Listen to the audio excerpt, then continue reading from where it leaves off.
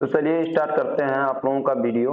Okay, देखिए इसमें आप लोगों को कल पढ़ाया गया था इकाई एक स्थिर वैद्युत की। ओके, जिसमें कूलाम का नियम और जो वैद्युत क्षेत्र है। ओके, कूलाम का नियम तथा वैद्युत क्षेत्र ये चैप्टर का नाम था। ओके, जिसमें आप लोगों को मूल आवेश पढ़ा दिया गया और कूलाम का नियम पढ़ा दिया गया। दो चीज तो आप लोगों को पढ़ा दिया गया, उम्मीद है समझ में भी आ गया होगा। अगर कोई डाउट हो तो कमेंट सेक्शन में जरूर लिखिएगा, आप लोगों के डाउट को क्लियर किया जाएगा। ओके, और जो न्यू स्टूडेंट्स हैं जिनको डाउट पूछना है, मान लीजिए कमेंट सेक्शन में डाउट नहीं क्लियर हो पाता है, तो वो लोग हमारे व्हाट्सएप नंबर पर भी मैसेज कर सकते हैं। तो व्हाट्सएप नंबर पर भी आपके डाउट को क्लियर कर दिया जाएगा। हमारा व्हाट्सएप नंबर 7678984506। ओके, तो व्हाट्सएप नंबर सभी लोग नोट कर सकते हो, कॉल भी कर सकते हो, इस पे आप लोगों के डाउट को क्लियर कर दिया जाएगा। ओके, अब आज जो आप लोगों को पढ़ाया जाएगा कूलाम के नियम का सदिश स्वरूप। कूलाम के नियम का सदिश स्वरूप दो टॉपिक आप लोगों का हो गया। देखिए ये पाठ्यक्रम के हिसाब से पढ़ाया जा रहा है, कोई भी टॉपिक नहीं छोड़ा जाएगा, प्रत्येक टॉपिक को पढ़ाया जाएगा। इसीलिए बाई सीरीज आपके सामने जो है सब कुछ जो है रख दिया गया है। ओके, बाई सीरीज देखिए अब मूल आवेश पढ़ा दिया गया, कूलाम का नियम वीडियो में बता दिया गया है। अब तीसरा टॉपिक आपको पढ़ाया जाएगा कूलाम के नियम का सदिश स्वरूप। ओके, तो देखिए मूल आवेश और कूलाम का नियम दो टॉपिक हमने क्लियर कर दिया, इसलिए जो है हमने इसको हेडिंग के माध्यम से अलग रख दिया है। अब कूलाम के नियम का सदिश स्वरूप अगर आपको देखना है तो कूलाम के नियम के सदिश स्वरूप के लिए आप लोगों के लिए देखिए, अब इसके लिए क्या करना है, इसके लिए कूलाम के नियम के सदिश स्वरूप के लिए एक डायग्राम होता है, जो कि डायग्राम सभी लोग साथ साथ बना लीजिए। डायग्राम कूलाम के नियम का सदिश स्वरूप का है। ओके, तो कूलाम के नियम के सदिश स्वरूप में एक बहुत ही महत्वपूर्ण क्वेश्चन आता है, जो कि ये कहता है कि सिद्ध कीजिए कि कूलाम के नियम का सदिश स्वरूप न्यूटन के तृतीय नियम का पालन करता है। किस नियम का पालन करता है? न्यूटन के तृतीय नियम का। सभी लोग पेन और पेपर उठा लीजिएगा, बिना पेन और पेपर के आप फिजिक्स नहीं पढ़ सकते हो, क्योंकि ये 12th का फिजिक्स है और 12th की फिजिक्स जो तभी आएगी जब आप हमारे साथ इंटर कन्वर्स करेंगे। ओके, तो चलिए ठीक है, दो चार्ज ले लेते हैं, Q1 हो गया, ये क्या हो गया आपका Q2 हो गया, दो चार्ज हो गया। कितनी दूरी पर है? मान लीजिए ये कितनी दूरी पर है? R दूरी पर है। कितनी दूरी पर है? हमने इसको ले लिया जो इसकी डिस्टेंस है R। अच्छा चलिए ठीक है, ये भी प्लस है, ये भी प्लस है, क्योंकि जहां कोई चार्ज नहीं होता वहां प्लस होता है। अब आप जानते हो प्लस वाला जो होता है समान आवेशों में क्या होता है? प्रतिकर्षण होता है। समान आवेशों में क्या होता है? प्रतिकर्षण। प्रतिकर्षण मतलब क्या होगा? ये वाला जो आवेश है Q1 है, ये Q2 से दूर जाएगा और Q2 वाला जो है ये Q1 से दूर जाएगा। अच्छा चलिए ठीक है, तो Q1 के कारण Q2 पर जो बल लगेगा वह F21 होगा। क्या होगा? F21। और Q2 के कारण Q1 पर जो बल लगेगा वह F12 होगा। ओके, क्या होगा? F12। ओके, तो चलिए ठीक है। अच्छा, ये दोनों डायरेक्शन क्यों आई है समझ लीजिएगा, क्यों? क्योंकि ये भी प्लस आवेश है और ये भी प्लस आवेश है और समान आवेशों में प्रतिकर्षण होता है। ओके, तो चलिए ठीक है, अब इसके कारण हम इधर का जो डिस्टेंस ले लेते हैं वह R12 ले लेते हैं। कितना ले लेते हैं? R12। और इसके कारण इसमें जो डिस्टेंस आएगा वो कितना देगा? R21। देखिए क्या है, जो विस्थापन होता है ना सदिश में, जो है विस्थापन हो जाता है, ये विस्थापन सदिश राशि है। यहां से इसकी दूरी ले लीजिए वो भी बराबर होगा, इससे इसकी दूरी ले लीजिए वो भी बराबर होगा। ओके, तो डायग्राम एक बार हम दोबारा बता दें सभी लोगों को, ध्यान सुनिएगा। देखिए ये Q1 और Q2, Q1 है और Q2 दो आवेश है, समान प्रकृति के हैं तो आकर्षण लगेगा। आकर्षण नहीं बल्कि प्रतिकर्षण लगेगा। क्या लगेगा? प्रतिकर्षण। प्रतिकर्षण मतलब ये इससे दूर भागेगा और ये वाला इससे दूर भागेगा। तो देखिए Q1 के कारण Q2 पे जो बल लगा है वह F21 है और Q2 के कारण Q1 पर जो बल लगा है वह F12 है। क्यों? क्योंकि ये 2 के कारण 1 पे लग रहा है, ये 1 के कारण 2 पर लग रहा है। दोनों की दिशा ये चेंजिंग क्यों? ये वाली डायरेक्शन और ये वाली डायरेक्शन चेंज क्यों है? इसलिए चेंज है क्योंकि समान आवेश है और ये दोनों एक दूसरे से कहां जाएंगे? दूर भागेंगे। और जो दूर भागेंगे तो जाहिर सी बात है ये डायरेक्शन दूसरे के विपरीत होगी। तो चलिए ठीक है, अब आते हैं। तो पहला काम आप एक चीज ये जान लीजिए, इसमें आप लोग 11th की क्लास में आप लोग पढ़े होंगे, जैसे मान लीजिए एक है, इसको हम क्या बोलते हैं? एकांक सदिश। इसके लिए क्या सूत्र होता है? Vector A upon mod of vector A. ये देखिए क्या, ये सदिश है, ये सदिश का क्या होता है? परिमाण होता है। ओके, तो चलिए ठीक है, अगर जैसे हमने R12 का कैप ले लिया तो बताइए R12 का कैप कितना हो जाएगा? Vector R12 upon mod of R12। Okay, ये इसका परिमाण हो जाएगा और ये क्या हो जाएगा इसका, ये इसका ही हो गया। चलिए ठीक है, अगर R21 देखा जाए, R21 के तो बताइए कितना हो जाएगा, vector of R21 upon mod of R21, ये जो है इसका मॉड हो जाएगा। देखिए परिमाण होता है, मॉड मतलब परिमाण, मतलब R12 ये डिस्टेंस हो गया, तो यहां से इसकी जो डिस्टेंस आपकी हो जाएगी और जिसकी डायरेक्शन इधर होगी, वो बताइए कितना हो जाएगा, R21 होगा। ओके, तो आप लोगों को ये फिर से बता दे रहे हैं, ये क्या है, वेक्टर ए का एकांक सदिश है, और वेक्टर ए का एकांक सदिश मतलब मॉड ऑफ है upon vector A upon mod of है। वैसे R12 का इकाई है, इसको R12 का एकांक सदिश बोलते हैं, R12 upon mod of R12, R21 upon mod of R12। Okay, तो चलिए ठीक है, इस प्रकार से ये हो गया।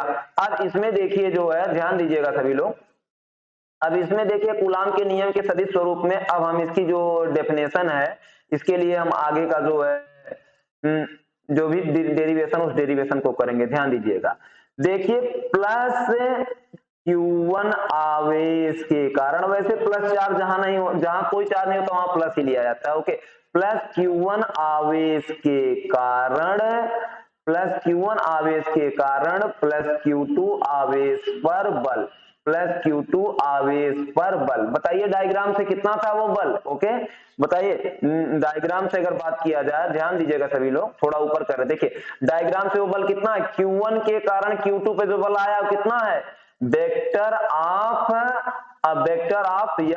F21, मतलब F21 इसका वेक्टर हो गया। कूलाम का नियम कल हमने आपको पढ़ाया था, क्या है सूत्र बताइए, 1/4πε0, इसका मान 9 × 10 की घात 9 होता है। Q1 के कारण Q2 पर लग रहा है, तो यहाँ पे Q1 यहाँ पे Q2 अपान कितना हो जाएगा, यहाँ से इसकी दूरी बताइए, यही आपका हो जाएगा मॉड ये R21 का स्क्वायर। इसको आप मॉड में भी कर सकते हो, क्योंकि परिमाण जो होता है, जैसे वेक्टर है, वेक्टर के साथ अगर आप मॉड लगा रहे हैं, तो या तो अगर आपने परिमाण लिखना, वेक्टर लिख दिए तो उसका मॉड लगा दिए, परिमाण हो जाएगा, या तो डायरेक्ट आप R21 लिख दीजिए, वेक्टर लगाने की जरूरत नहीं है। अगर वेक्टर लगा दिए तो मॉड लगाना पड़ेगा, क्योंकि हमको परिमाण की जरूरत होती है। ओके, तो चलिए ठीक है, यहाँ पे आपको इतना समझ, ये तो अभी कूलाम के नियम का आदिश रूप था जो कल बताया गया था, 1/4πε0 Q1 Q2 अपान R21 का स्क्वायर। ओके, ये इतना आप जानते थे, लेकिन सदिश है, अब की बार सदिश स्वरूप पढ़ रहे हो तो दिशा क्या हो जाएगी, इसके कारण जो दिशा आपका आ जाएगा R21 का कैप। ओके, ये इसका हो गया क्या, Q1 के कारण Q2 पर बल, F21 1/4πε0 Q1 Q2 अपान R21 का स्क्वायर मॉड में है, ये तो कूलाम के नियम से आ गया। दिशा जो हो जाएगी ये यही दिशा होगी जो कि आप लोगों को बताया गया था, देखिए डायग्राम में इसको शो किया गया है। ओके, चलिए ठीक है, थोड़ा पेज और अप करते हैं। अब जब इसको आप अप करोगे तो अब एक चीज बताइए, आप लोगों को आ भी गया होगा, अगर Q1 के कारण Q2 पर इतना बल लगा है, तो प्लस Q2 आवेश के कारण प्लस Q आवेश पर बल कितना हो जाएगा, बताइए सभी लोग, F12 हो जाएगा। कितना हो जाएगा, F12, और कितना हो जाएगा, 1/4πε0 Q1 Q2 अपान R12। ये मॉड लगाने के बाद, वेक्टर लगाने के मॉड का स्क्वायर हो गया। ओके, अच्छा, डायरेक्शन दिखाने के लिए आपको R12 भी लिखना पड़ेगा, ध्यान दीजिएगा, थोड़ा इरेज कर दें तो देखिए, अब ये डायरेक्शन इसका क्या हो जाएगा बताइए, R12 का मॉड हो जाएगा। ओके, किसी को कोई प्रॉब्लम नहीं ना। Q2 के कारण Q1 पर बल, अगर डायग्राम से आप देखें तो डायग्राम हम अप कर रहे हैं, ध्यान दीजिएगा, अगर डायग्राम में आप देखें तो Q2 के कारण Q1 पर जो बल है वह F12 है, जो कि हमने यहाँ पे लिखा है। यहाँ तक कोई प्रॉब्लम नहीं होगी। और अगर मान लीजिए प्रॉब्लम आ रही है, पढ़ा रहे हैं, डाउट आ रहा है, तो आप कमेंट सेक्शन में लिख दीजिए, आपके डाउट को क्लियर करेंगे। और अगर उसके बाद भी नहीं आ रहा तो आप हमारे व्हाट्सएप नंबर पर व्हाट्सएप कर दीजिए, आपके डाउट को क्लियर किया जाएगा। ओके, तो चलिए ठीक है, ये हो गया। अब इसमें देखिए जो है पुनः अब अगर दोनों में देखा जाए आपका 1/4πε0 ये है ना, दोनों है। अब आप जान रहे हैं चूंकि R21 जो है इसको हमने ऊपर दिखाया था कि R21 का माड अपान माड ऑफ R2 ये है, और फिर R12 का ये जो कैप है तो R12 और यहाँ पे कितना माड ऑफ इतना हो गया। अब बताइए दोनों में क्या आप देख रहे हैं, ये भी और ये भी, ये दोनों बराबर होगा। क्यों? क्योंकि अदिश है ना परिमाण। आप यहां से यहां की दूरी नापिए, अगर आप यहां से यहां गए, अब मान लीजिए 1 मीटर आया तो यहां से यहां आओगे तो भी तो 1 मीटर होगा, तो ये वाली जो डिस्टेंस है और ये वाली जो डिस्टेंस है ये बराबर हो गया। अब देखिए R21 और यहाँ पे R12 दो चीज है ना, R21 और यहाँ पे R12 दो चीज है। तो देखिए इसमें आप लोग जानते हैं R21 और R12 में बताइए क्या क्या आप डिफरेंस इसमें गेन करेंगे, इसमें यही डिफरेंस गेन किया जाएगा कि ध्यान दीजिएगा, इसमें यही डिफरेंस गेन किया जाएगा। R21 जो वेक्टर है ये R12 के तो बराबर होगा लेकिन दिशा में क्या होगा, विपरीत होगा। क्यों विपरीत होगा? क्योंकि हमें अभी देखिए फिर से डायग्राम बना दे रहे हैं, एक शॉर्ट डायग्राम, ये प्लस Q1 ये प्लस Q2 है ना, प्लस Q2 है। अरे बाबू अगर आपका यहां से R12 हो गया तो यहां से R21 तो यही तो हो रहा है, तो बताइए डिस्टेंस बराबर होगा कि नहीं। लेकिन अगर आप डायरेक्शन की बात करें, एक इधर होगा तो एक इधर होगा, तो डायरेक्शन क्या विपरीत हो गई है ना। तो चलिए ठीक है, अब डायरेक्शन आपका विपरीत हो गया तो थोड़ा सा ध्यान दीजिएगा। अगर यहाँ पे थोड़ा सा अगर चर्चा किया जाए, नेक्स्ट पेन से कर दे रहे हैं 1/4πε0 1/4πε0 बराबर है ना। हाँ, Q1 Q2 इसमें भी है, Q1 Q2 इसमें ही बराबर है। आप जान रहे हो जो नीचे परिमाण है ये इसका परिमाण इसका भी परिमाण बराबर हो गया। अब R21 और R12 में आपने क्या देखा, क्योंकि आपने यही देखा R12 और R21 में, ध्यान दीजिएगा थोड़ा तेज अप कर दें, R21 और R12 में आपने यही देखा, चूंकि ध्यान दीजिएगा R12 F12 बराबर F21, लेकिन यहाँ पे क्या हो जाएगा, माइनस आ जाएगा। क्यों माइनस आ जाएगा? इसका कारण है ऊपर आपका वर्णित है, इसका हम फिर से लिख दे रहे हैं 1/4πε0 Q1 Q2 अपान R12, यहाँ पे R12 का कैप था, ओके, और यहाँ पे 1/4πε0 ये आपका Q1 Q2 अपान R21 और यहाँ पे R21 का कैप। अब देखिए ये दोनों सेक्शन तो आपका बराबर होगा। R12 और R21 में आप क्या देख रहे हैं, यही देखें आप फाइनल रिजल्ट से, अगर ऊपर वाली लाइन देखा जाए तो आपने यही देखा, क्या देखा कि ध्यान दीजिएगा आपने यही देखा कि R12 और R21 यही नीचे वाला तो परिमाण बराबर होगा, दिशा केवल विपरीत होगी और दूरी क्या होगी, बराबर होगी। और जब दूरी और दिशा बराबर होगी तो आप क्या कर सकते हैं, F12 बराबर F माइनस F21। तो थोड़ा सा यहाँ पे सभी लोग बहुत इंपॉर्टेंट पॉइंट है, आप कक्षा 11 में पढ़े होंगे, F12 बराबर F21 परिमाण में बराबर दिशा में विपरीत। अगर दो बल परिमाण में बराबर और दिशा में विपरीत हैं तो बताइए वो किस नियम का पालन करेंगे, परिमाण में बराबर और दिशा में विपरीत। ओके, परिमाण में बराबर और दिशा में विपरीत। ओके, और दिशा में विपरीत, ध्यान दीजिएगा पेज सेटअप कर दे रहे हैं, और दिशा में विपरीत।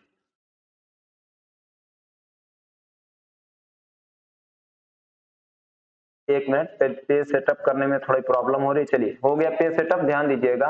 और दिशा में विपरीत, और दिशा में विपरीत, बताइए ऐसा कौन सा किस नियम का पालन करेगा, न्यूटन के तृतीय नियम का पालन करेगा। किस नियम का पालन करेगा, न्यूटन के तृतीय नियम का पालन करता है। किस नियम का पालन करता है, न्यूटन के तृतीय नियम।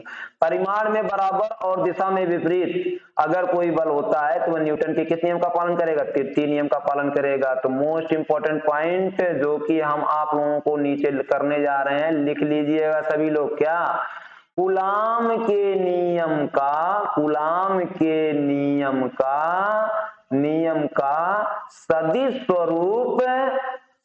स्वरूप न्यूटन के तृतीय नियम का पालन करता है। तृतीय नियम का पालन करता है, किस नियम का पालन करता है, तृतीय नियम का पालन करता है। सभी लोग इसको नोट कर लीजिएगा, यह सिद्ध करने के लिए आता है। कितने नंबर का आएगा, 5 नंबर का आएगा। कितने नंबर का आएगा, 5 नंबर का। विकल्प में क्या पूछा जाता है, विकल्प में यही पूछा जाता है कि न्यूटन के कूलाम का सदिश स्वरूप न्यूटन के किस नियम का पालन करता है। पहला विकल्प फर्स्ट नियम, फर्स्ट, दूसरा है द्वितीय नियम, तीसरा तृतीय नियम और चौथा इनमें से कोई नहीं। तो कौन सा? तृतीय नियम का पालन करेगा। That is solve.